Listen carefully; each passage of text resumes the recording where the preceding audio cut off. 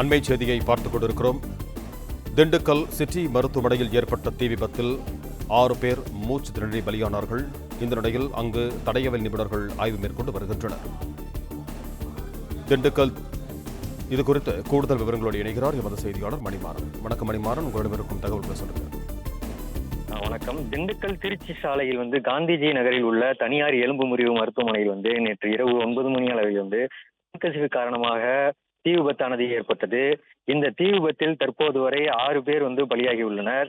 தீ விபத்தில் காயமடைந்த 23 பேர் அரசு மற்றும் தனியார் மருத்துவமனையில் சேர்க்கப்பட்டு சிகிச்சை பெற்று வருகின்றனர்.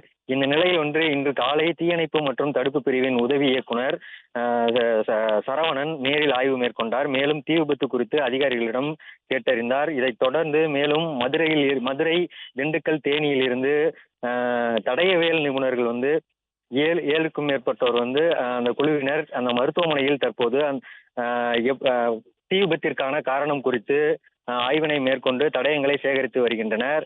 இந்த ஆய்வு சுமார் 2 மணி நேரத்திற்கும் மேலாக தற்போது இந்த தடயவியல் நிபுணர்கள் தொடர்ந்து ஆய்வை செய்து வருகின்றனர்.